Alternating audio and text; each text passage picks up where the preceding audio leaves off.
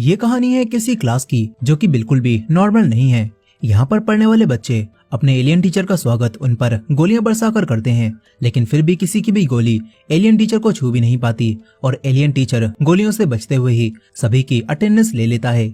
हमारी कहानी का मेन कैरेक्टर नागिसा बताता है कि इस दुनिया में अचानक एक क्रिएचर आ गया जो कि इतना ताकतवर था कि उसने चांद को भी आधे से ज्यादा काट दिया और पूरी दुनिया की मिलिट्री मिलकर भी उसे नहीं रोक सकती थी और सभी ने जापान पर भरोसा करके उन्हें क्रिएचर को संभालने दिया।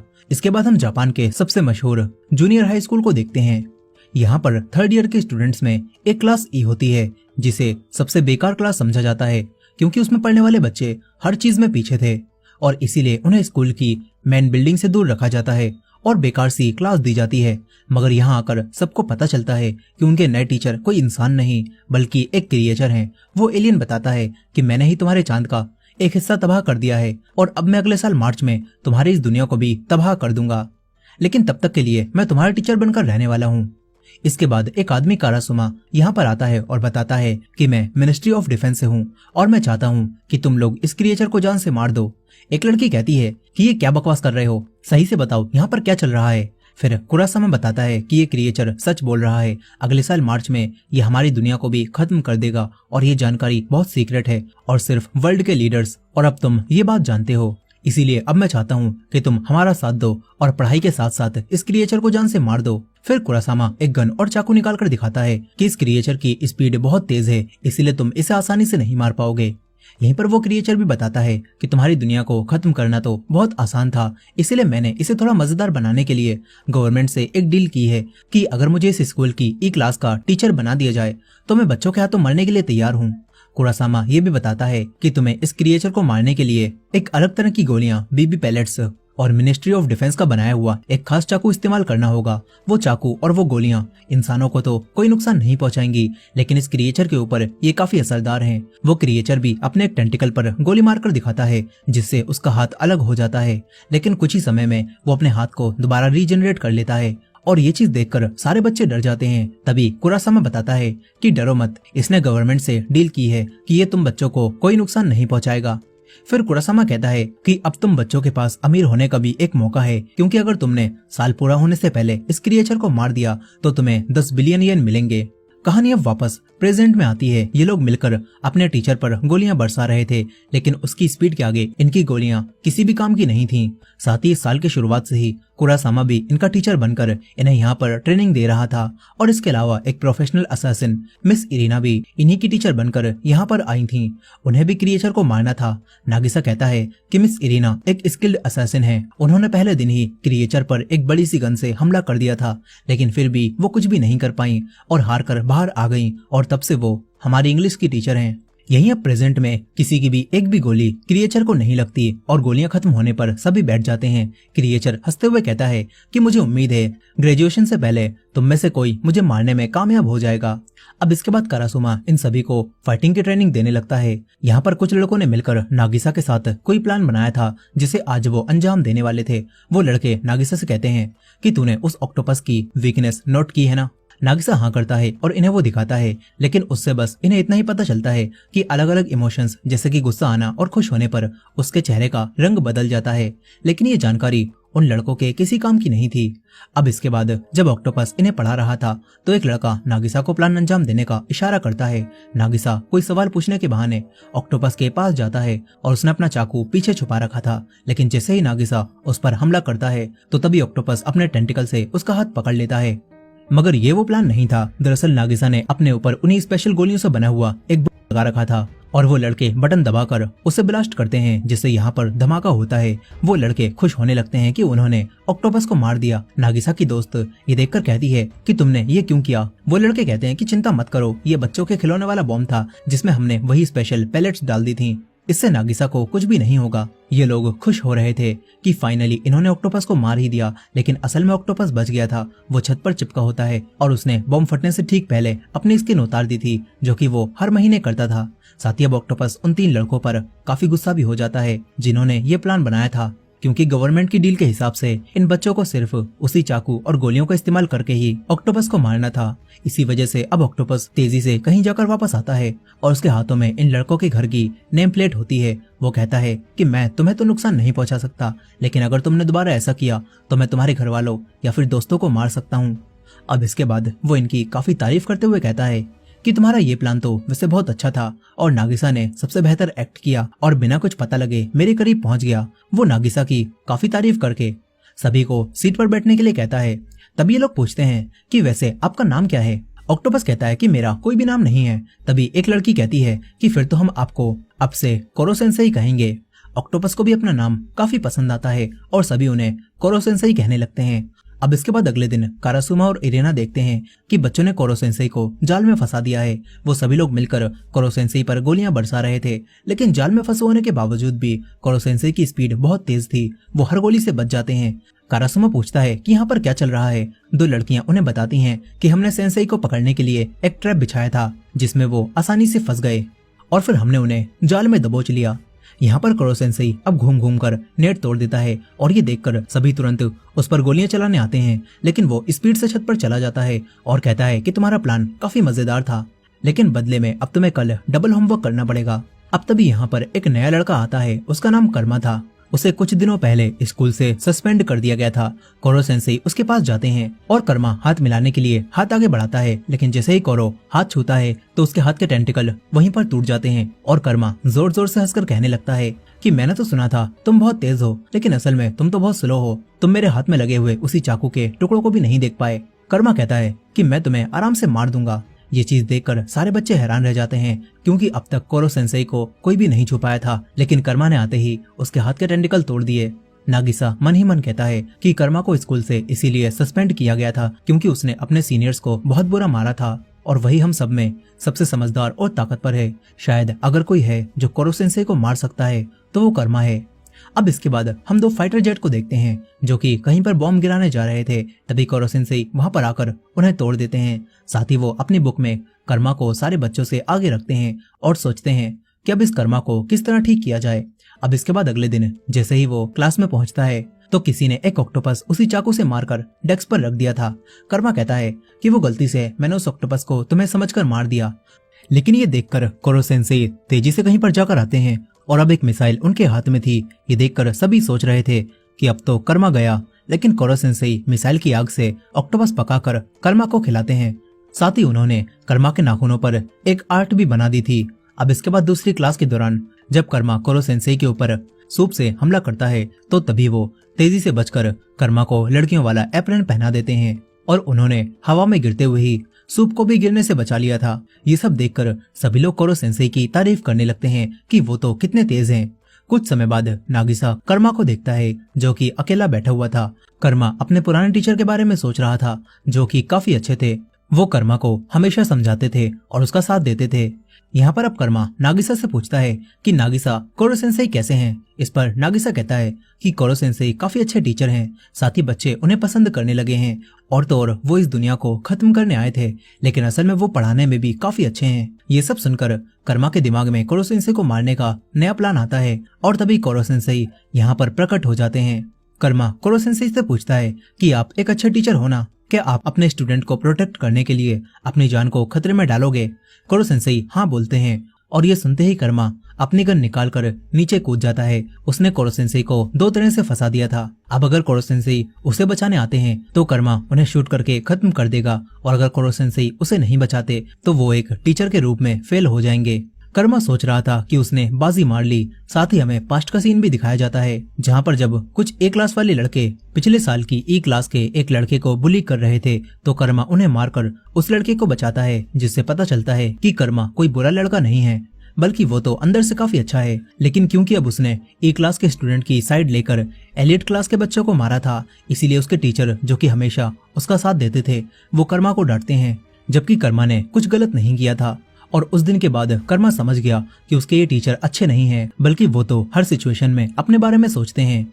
इसी चीज को देखते हुए कर्मा अब कोरो सेंसेई को आजमा रहा था और तभी कोरो सेंसेई अपनी स्पीड से अपने टेंटिकल की मदद से एक जाल बना देते हैं जिससे कर्मा नीचे गिरने से बच जाता है। और कर्मा कोरो सेंसेई को भी मार नहीं पाता। इसके बाद कोरो सेंसेई उसे ऊपर लेकर आते हैं और कहते हैं कि तुम मेरे स्टूडेंट हो, इसीलिए तुम्हें मरने देने का तो सवाल ही नहीं होता।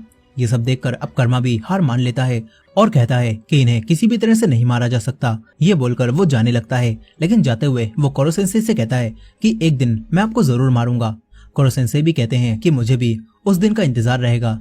यहीं पर नागिसा सोच रहा था कि आखिर कोरो सेंसेई ने कर्मा को बचाने के लिए इतना सब कुछ क्यों किया। वहीं दूसरी तरफ मिलिट्री बेस में सोल्जर्स का लीडर कारासुमा को बताता है कि पिछले 2 महीनों से जब से वो क्रिएचर आया है तब से पूरे वर्ल्ड से हमारे ऊपर मिसाइल से हमले हो रहे हैं ताकि वो क्रिएचर को मार सकें, लेकिन हर बार वो क्रिएचर ही मिसाइल से हमें बचा लेता है, मगर फिर भी हमें किसी भी तरह उस क्रिएचर को मारना होगा। वो लीडर कारासुमा को बताते हैं कि अब हम उस क्लास में एक नए स्टूडेंट को भेजने वाले हैं, शायद वो क्रिएचर को मार सके। अब इसके बाद कोरो सेंसेई की क्लास में एक नया स्टूडेंट आता है। वो कोई इंसान नहीं बल्कि एक एआई रोबोट था और उसे बस एक ही नियम दिया गया था कि उसे किसी भी बच्चे को नुकसान नहीं पहुंचाना है, बाकी किसी भी तरह से वो कोरो सेंसेई को मार सकती है। अब पहले चांस में ही वो कई सारी बड़ी बड़ी गन्स निकालती है और डायरेक्ट कोरो सेंसेई के ऊपर गोलियों की बरसात कर देती है। सारे बच्चे ये देखकर डेस्क के पीछे छुप जाते हैं और कोरो सेंसेई अपनी स्पीड से उन गोलियों से बच रहे थे। फिर गोलियां खत्म हो जाती हैं। अब इसके बाद कारासुमा बताता है कि ये मिलिट्री की लेटेस्ट टेक्नोलॉजी है और इसमें खास बात यह है कि ये एआई खुद सीखकर खुद को इवॉल्व कर सकती है। अब इसके बाद कई दिन बीतते जाते हैं। वो रोबोट हर दिन हमला करती है और कोरो सेंसेई उससे बचते हुए सभी को पढ़ाते हैं। इसी तरह हर बार हमला करके वो डेटा कलेक्ट करती है और बताती है कि पहले दिन हमला करने के बाद कोरो सेंसेई को मारने के चांस 0.001% थे, लेकिन अगले दिन हमला करने के बाद ये नंबर बढ़कर 0.005% हो गए हैं। और इसी तरह हर हमले के बाद मैं खुद को इवॉल्व करती हूँ। इससे ग्रेजुएशन के दिन तक कोरो सेंसेई को मारने के चांस 90% से भी ज्यादा हो जाएंगे।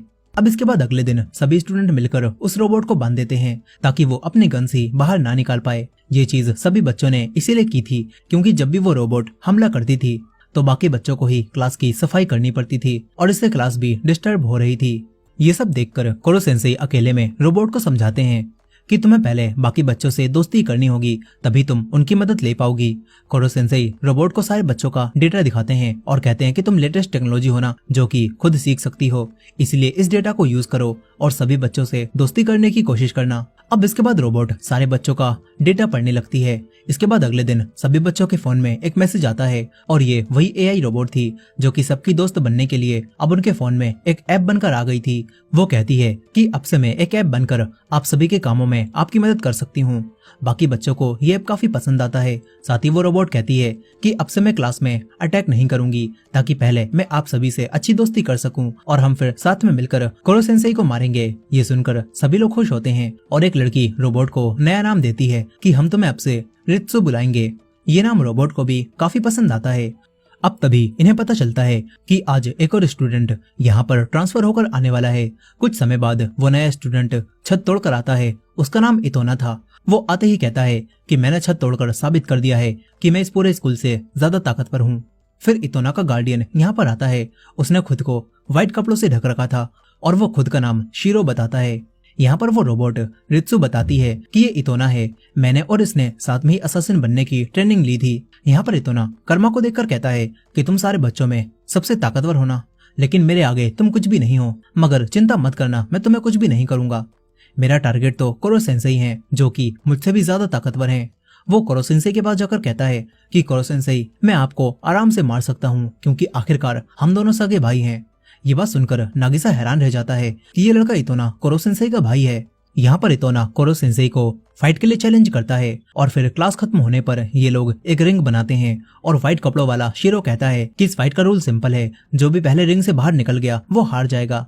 अब फाइट शुरू होते ही इतोना कोरो सेंसेई का एक टेंटिकल काट देता है और पता चलता है कि उसके सर से भी टेंटिकल्स निकल रहे हैं, जो देखकर सभी बच्चे हैरान रह जाते हैं। और अब कोरो सेंसेई गुस्से में उसी दिन को याद करते हैं जब वो लैब से आजाद हुए थे।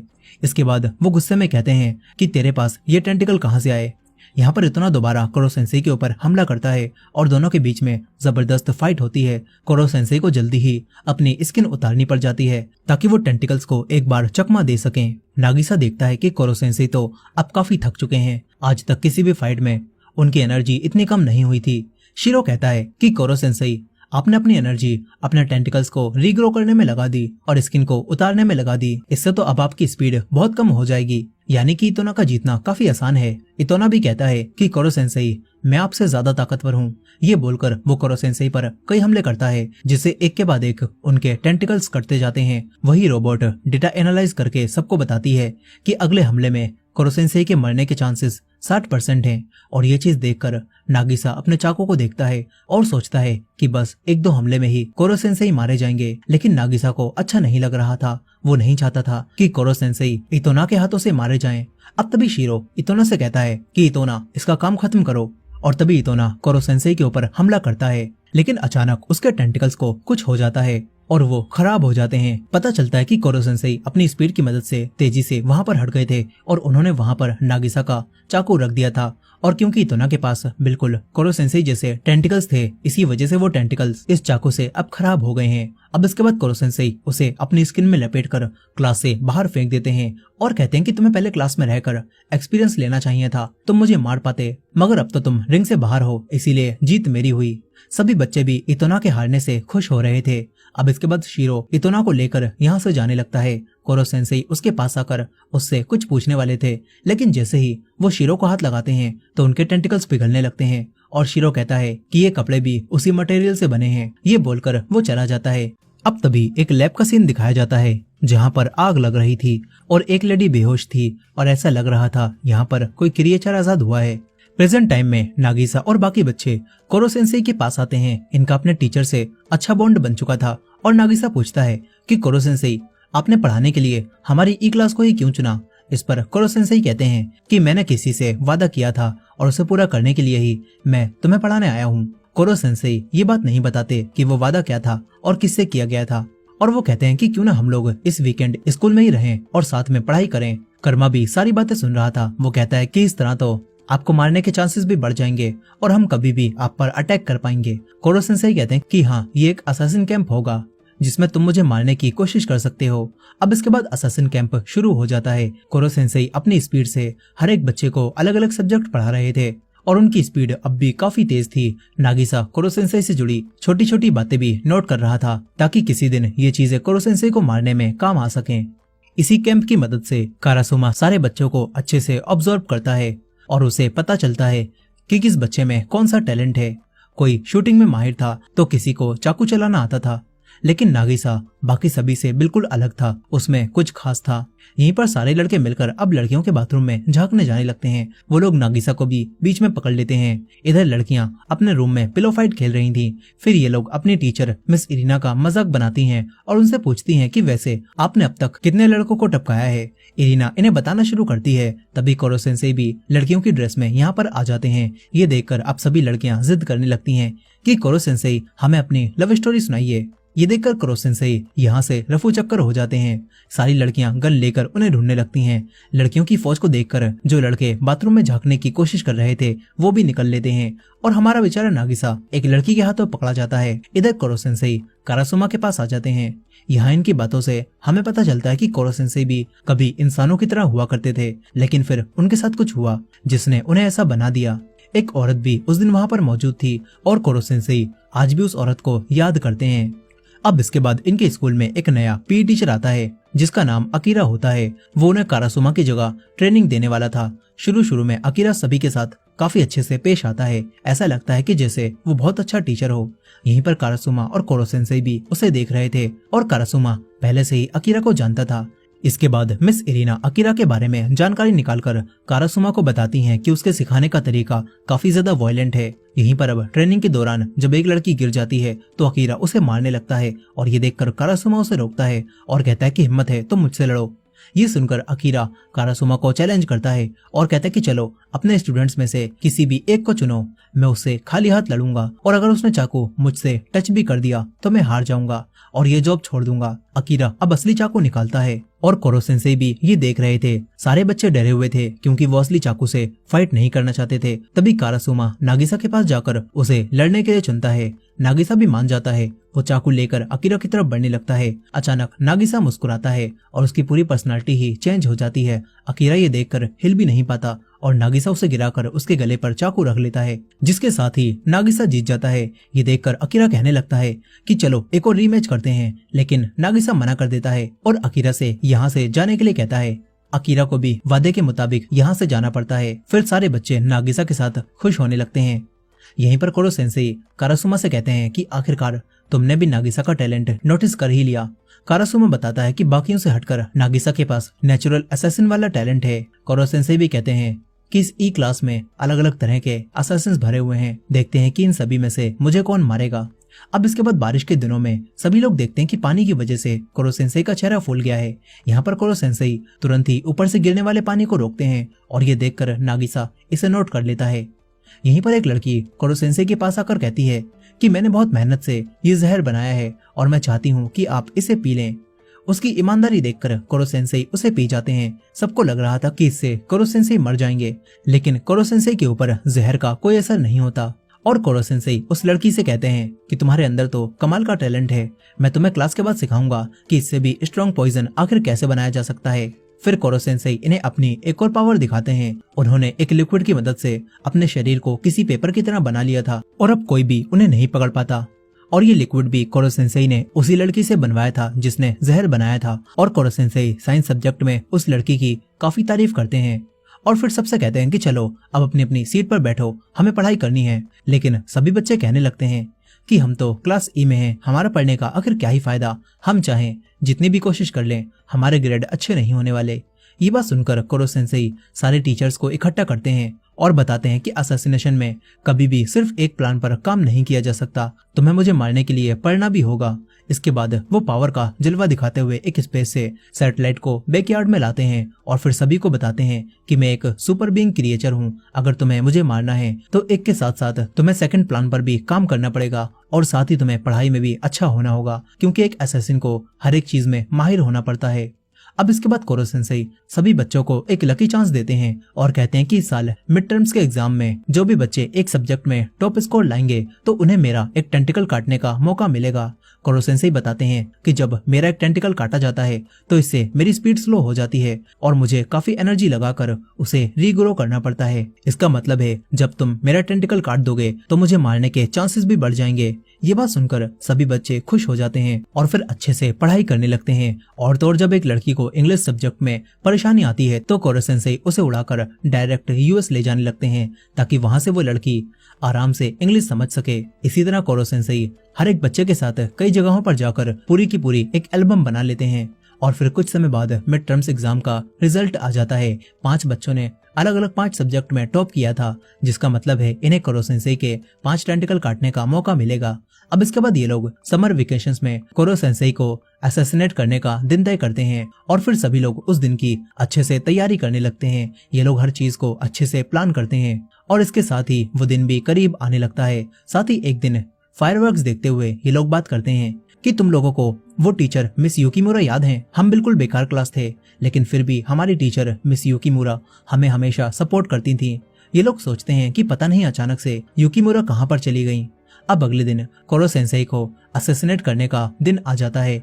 ये लोग कोरो सेंसेई को चारों तरफ से बांध देते हैं और पानी और हथियारों के साथ रेडी हो जाते हैं। नागिसा की नोट की हुई जानकारी के मुताबिक इन्हें पता चल गया था कि कोरो सेंसेई पानी से कमजोर हो जाते हैं और साथ ही अब टेंटिकल्स काटने के बाद ये लोग कोरो सेंसेई को पानी से और कमजोर करेंगे, जिससे उन्हें मारना और आसान हो जाएगा।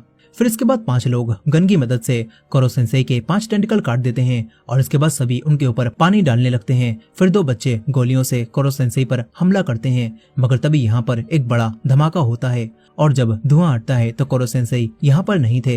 इन्हें लगता है कि वो मारे गए, मगर कोरो सेंसेई ने खुद को एक छोटी सी बॉल में ट्रांसफॉर्म कर लिया था, जिससे वो अभी भी जिंदा थे। और वो बताते हैं कि ये मेरी एब्सोल्यूट डिफेंस फॉर्म है, इसमें तुम लोग मुझे किसी भी गोली या चाकू से नहीं मार सकते और ना ही मुझे पानी से कोई फर्क पड़ेगा। कोरो सेंसेई बताते हैं कि अगले 24 घंटों बाद ही अब मैं अपने असली रूप में आ पाऊंगा और तब तक के लिए ये लोग उनका कुछ नहीं बिगाड़ सकते।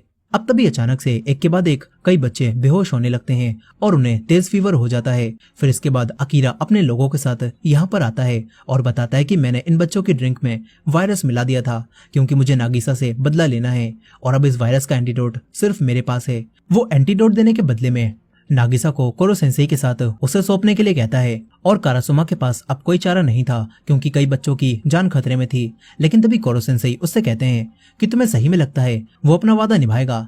ये सुनकर वो रुक जाते हैं और तभी पीछे से एक टेंटिकल आता है और कारासुमा नागिसा को बचा लेते हैं। पता चलता है कि इतोना ठीक होकर दोबारा कोरो सेंसेई को मारने यहाँ पर आ गया है। ये देखकर कर्मा तुरंत ही नागिसा और कोरो सेंसेई को लेकर यहाँ से भाग जाता है। इतोना भी इनके पीछे जाता है। यहीं पर अकीरा एंटीडोट देने से मना कर देता है और यहाँ से निकल लेता है। ये देखकर अब सभी लोग सभी बच्चों को फीवर की और दूसरी दवाइयाँ देने लगते हैं ताकि ये लोग उनकी हालत को कंट्रोल कर सकें। वहीं पर नागिसा और कर्मा कोरो सेंसेई को लेकर एक टावर पर चढ़ रहे थे। तभी इतोना बीच से लेडर तोड़ देता है जिससे नागिसा आगे नहीं जा पाता। नागिसा कोरो सेंसेई को कर्मा को देता है लेकिन फिर इतोना ऊपर आकर कर्मा से फाइट करने लगता है मगर कर्मा भी फाइटिंग में काफी अच्छा था। वो इतोना से बचता रहता है और ये लोग टावर पर ही फाइट करते हैं। तभी कर्मा ऊपर से नीचे गिर जाता है। नागिसा भी लेडर पर लटका हुआ था और लेडर अब टूट रही थी। ये देखकर नागिसा नीचे कूद जाता है और बच जाता है। इसके बाद कर्मा नागिसा को ऊपर की तरफ इशारा करता है और फिर दोनों कोरो सेंसेई को फुटबॉल बनाकर टावर पर खेलने लगते हैं। इतोना इन्हें मारना नहीं चाहता था इसीलिए वो कहता है कि मुझे कोरो सेंसेई दे दो। लेकिन तभी यहाँ पर बारिश शुरू हो जाती है और क्योंकि इतोना के टेंटिकल्स भी बिल्कुल कोरो सेंसेई की तरह थे इसीलिए वो पानी में कमजोर पड़ जाते हैं और नागिसा उन्हें काटकर इतोना को हरा देता है। कोरो सेंसेई भी समझ जाते हैं कि इन्होंने जानबूझकर आज का दिन चुना था क्योंकि इन्हें पता चल गया था कि आज बारिश होने वाली थी और बारिश में कोरो सेंसेई कमजोर पड़ जाते लेकिन फाइट यहाँ तक पहुंच ही नहीं पाई। अब तभी इन दोनों के फोन पर एक मैसेज आता है जो कि उसी एआई रोबोट का था। उसे देखकर दोनों थोड़े हैरान होते हैं। अब इसके बाद नागिसा एक बैग में कोरो सेंसेई को रखकर अकीरा के सामने आ जाता है।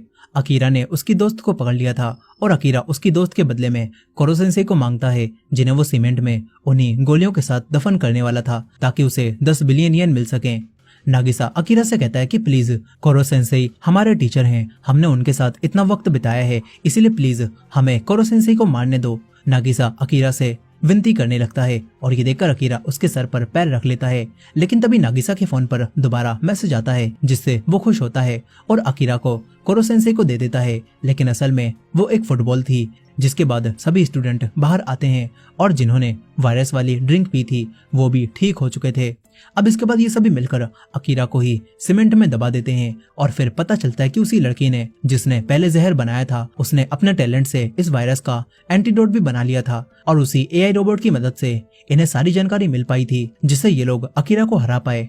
अब इसके बाद यहाँ पर मिलिट्री के सोल्जर्स आने लगते हैं और फिर कारासुमा इन्हें एक चैम्बर दिखाकर सबको बताता है कि तुम लोगों की मदद से हम कोरो सेंसेई को इस फॉर्म में ला पाए हैं और अब हम उन्हें इस चैम्बर में डालकर उनके ऊपर स्पेशल बॉल डालकर कटिंग एज मशीन की मदद से उन्हें मार देंगे। लेकिन मरने से पहले कोरो सेंसेई आखिरी बार अपने स्टूडेंट से बात करते हैं और बताते हैं कि अब तक की ट्रेनिंग से सभी बच्चे काफी ज्यादा ताकतवर हो चुके हैं और उनकी ग्रोथ से कोरो सेंसेई को काफी खुशी होती है।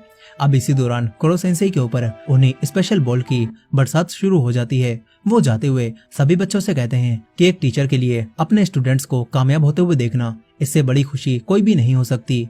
ये बात सुनकर सभी बच्चे इमोशनल हो जाते हैं और मिलिट्री ऑफिसर्स कोरो सेंसेई को इसी दौरान ब्लास्ट करके मार देते हैं। ये सब देखकर ऑफिसर्स तो खुश होने लगते हैं लेकिन सभी बच्चे रो रहे थे क्योंकि अब तक उन्होंने कोरो सेंसेई के साथ एक अच्छा बॉन्ड बना लिया था। नागिसा भी काफी दुखी था और रो रहा था लेकिन तभी उसके पास कोरो सेंसेई का हाथ आता है जो कि उसे टिश्यू पेपर देता है और फिर सभी लोग कोरो सेंसेई को जिंदा देखकर हैरान रह जाते हैं। इसके बाद मिलिट्री फैसला कर लेती है कि कोरो सेंसेई को मारना उनके बस की बात नहीं है, जिसके बाद इनका सेकंड टर्म भी स्टार्ट हो जाता है और कोरो सेंसेई पहले की तरह ही इन्हें पढ़ाने लगते हैं और ये लोग उन्हें मारने की भी कोशिश करते हैं। साथ ही अब वही लड़का इतोना भी इनके साथ ही क्लास में पढ़ने आने लगा था और कोरो सेंसेई भी खुश थे। वो उसी दिन को याद कर रहे थे जब लैब में वो एक्सीडेंट हुआ था और यहाँ पर हमें पता चलता है कि जो लेडी वहाँ पर मरी थी वो कोई और नहीं बल्कि इनकी पुरानी टीचर मिस युकीमुरा थी, जिन्होंने मरते वक्त कोरो सेंसेई से इस क्लास को अच्छे से पढ़ाने के लिए कहा था और कोरो सेंसेई युकीमुरा से किया हुआ वादा निभाने के लिए ही इस ई क्लास को पढ़ाने आया था। और अब सभी बच्चे दोबारा पढ़ने के लिए तैयार हो जाते हैं। सभी बच्चे काफी खुश थे और इसी एंडिंग के साथ ये कहानी यहाँ पर खत्म हो जाती है। दोस्तों इसका सेकंड पार्ट भी है जिसमें इसके आगे की कहानी को कंटिन्यू किया गया है। अगर आप इस मूवी का सीक्वल देखना चाहते हैं तो कमेंट में सेकंड पार्ट लिखना मत भूलेगा। और ये वीडियो पसंद आई हो तो वीडियो को लाइक करके हमारे चैनल को भी सब्सक्राइब कर लीजिएगा। मिलते हैं नेक्स्ट वीडियो में।